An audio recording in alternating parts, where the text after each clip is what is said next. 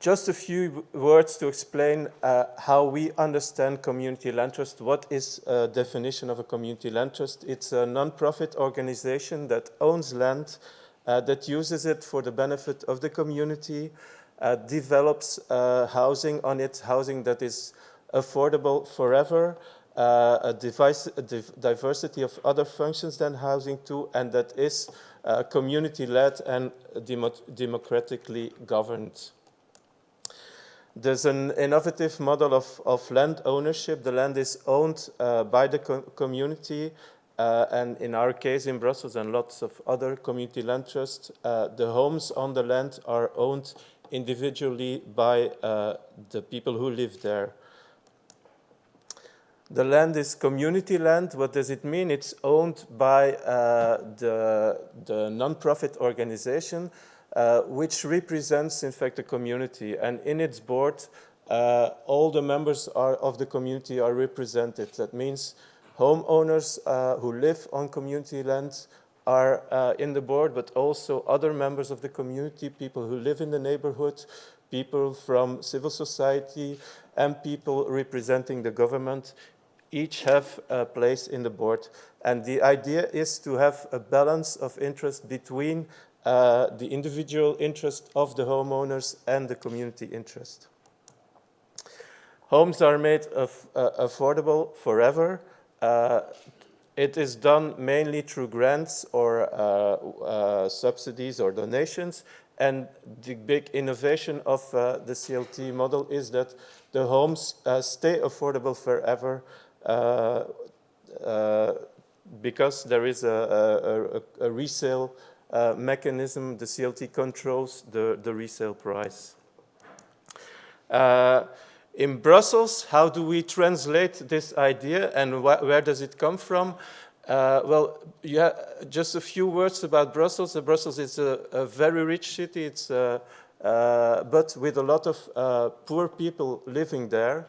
Belgium is a land where forever housing politics has mainly been politics of home ownership.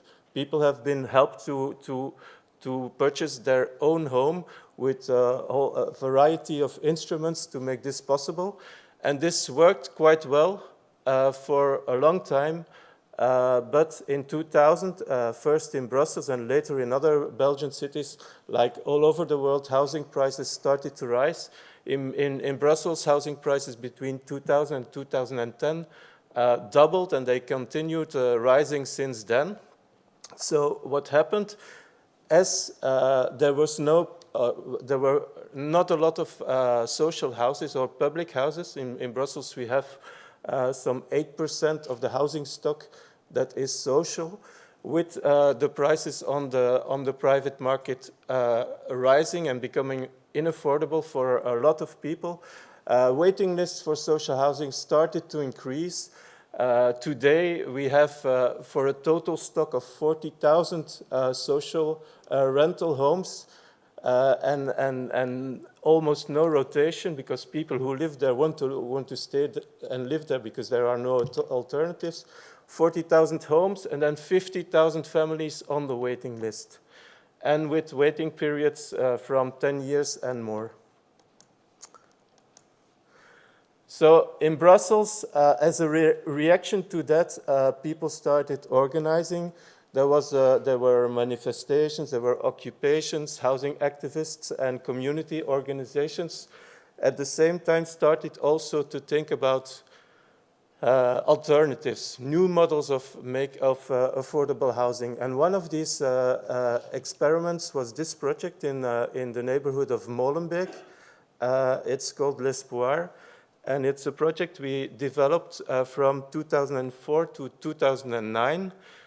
It was a community center, an association working with refugees, an established housing organization, and then 14 families in housing needs who developed this project on the land we could buy from the municipality for an interesting price. It took us 5 years to deliver this project, and the lessons we learned was that, well, first of all, that community-led housing works. And it works also with this group, who is maybe not typically the group you think about when you think about co-housing or community-led housing. These are all low-income families, most of them with a migrant background. We learned that it has a lot of benefits individually for the people, also for the neighborhood where they are going to live. So it's more than housing. But the other lesson we learned that to make this possible, well, you need money. You need public money to make these homes affordable. So we wanted to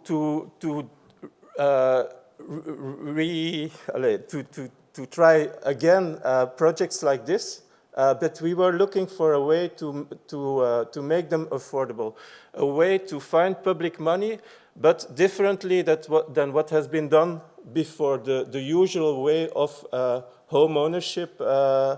We were looking for a way to make it more sustainable, because in this case, the project L'Espoir, people who live there, they are homeowner, and when they will buy their home, they will sell it on the market, and the homes won't be affordable anymore. So we were looking for a solution, and then we read about the CLT model, especially the way it was used in the United States. We had the opportunity to go to the Champlain Housing Trust in Burlington, which is one of the greatest and most successful community land trusts in the United States. We came back with a lot of motivation to try to do this in Brussels too. We started with a whole group of associations and community groups to lobby at the regional government to make this possible. We had the possibility indeed to do a feasibility study. And in 2012, we received the first grant from the Brussels regional government in charge of housing to buy land and to start building homes. So that's more than 6 years ago. Since then, every year we have received support from the government to buy land all over the Brussels region. We are developing 14 projects with more than 150 homes. Some of them are already occupied. Most of them are under development. We are members organizations. We have 400 members who are applicant homeowner, 200 supporting members, and then 30 associations who support our organization.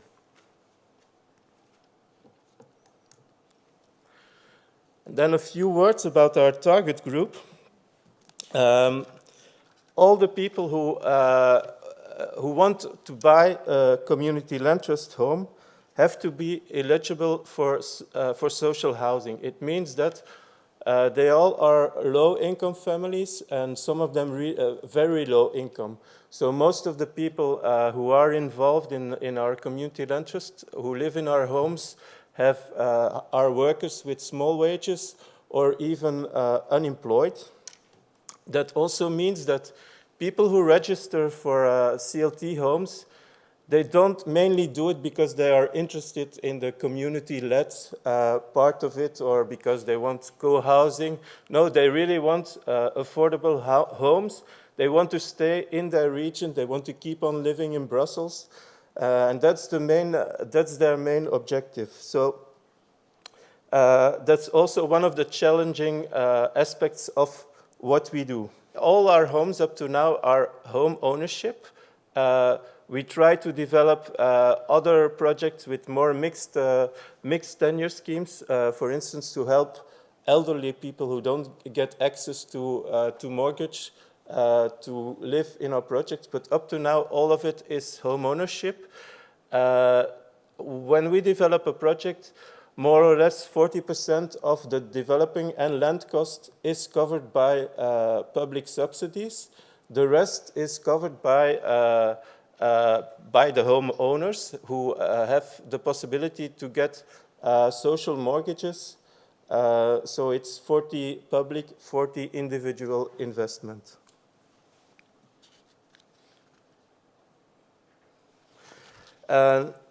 When we say it is community-led housing, what does it mean? We don't just develop homes and then sell them on a land that is not owned by the homeowners. For us, it's very important to involve our residents in whatever we do, and mainly in the project development. So how does it work? When someone wants to buy a home, he has to become a member of our organization, and he will be registered on a waiting list. Whenever we can buy a new piece of land, we will compose a group of future residents from our waiting list, people who are on top of the waiting list and who are interested in living there. They will form a group together, and from then on, they will be involved in the whole development process. For instance, we will organize design workshops, etc. But also there's a very intensive training program. During a few years, they will meet every month.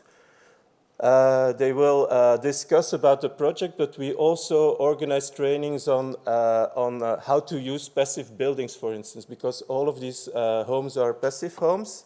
Also on how to manage this community, these homes as a homeowner, etc. And the important thing about this, the most important thing is that people, long before they move into their homes, they know each other and they form a group. And they also know the neighborhood where they are going to live. This is a plan of the Brussels region. You see that most of our projects are developed in the canal zone, where most of our members live and where land is a little bit less expensive than in the rest of Brussels. A few examples of the projects we are doing. This is our first project, 9 homes, and that is inhabited since September 2015. A project we are very proud of because we like to say that it's the first community land trust homes on the European continent.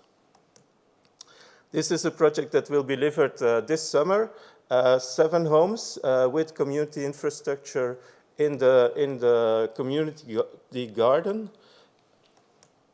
This also will be delivered next month, 32 homes and a feminist community center on the ground floor.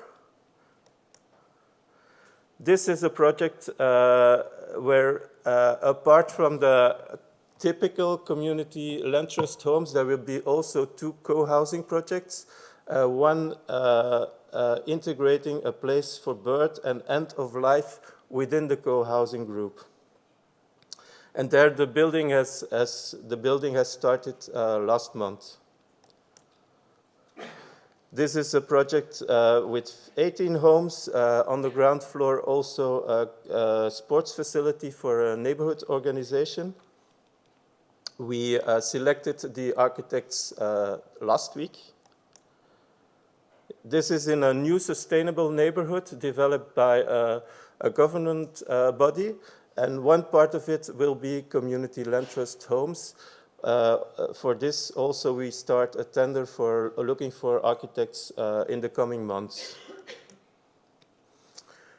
A few more words about how we work with the residents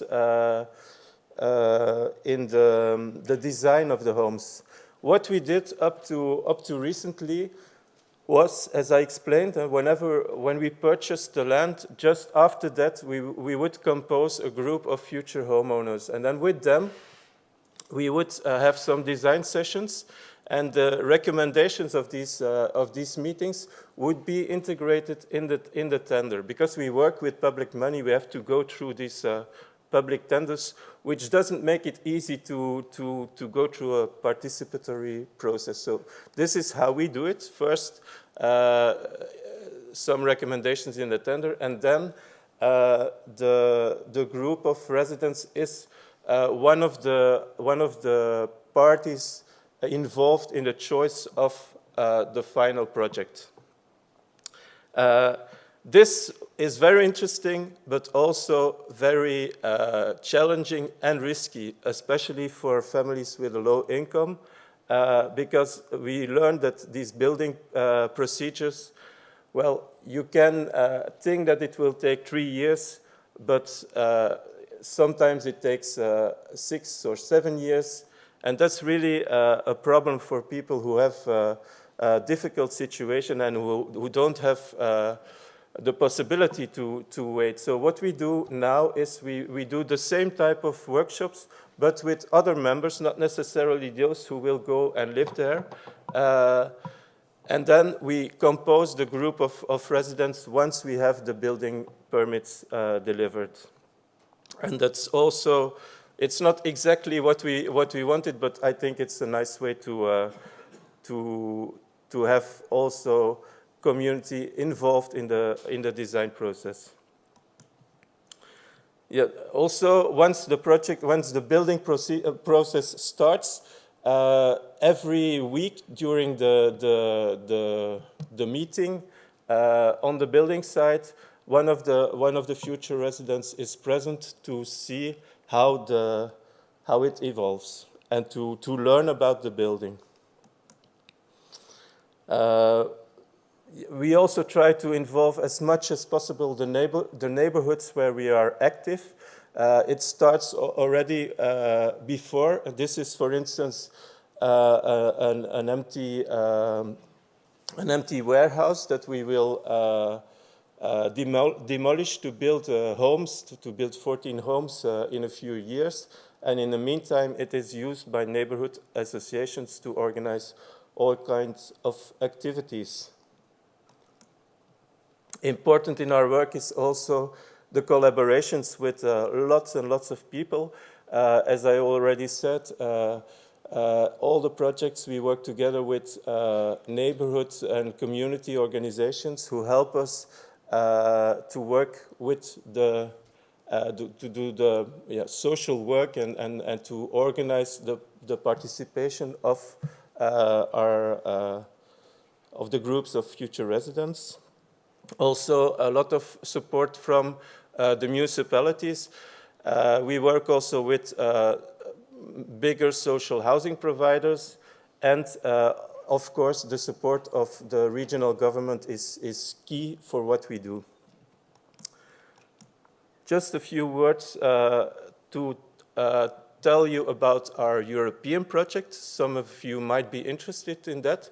Since 2 years, we started a collaboration with community land trust, new urban community land trusts across Europe. There are 4 pilot CLTs, ours, the one in Ghent, the one in the city of Lille in France, and the London CLT.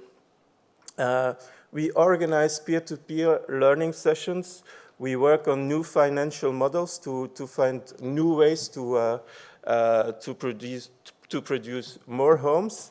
And then something which might be interesting, we also have a startup fund for groups who are interested in starting a community land trust in their city. We can provide small funding to do a first feasibility study and to pay experts to help you with that.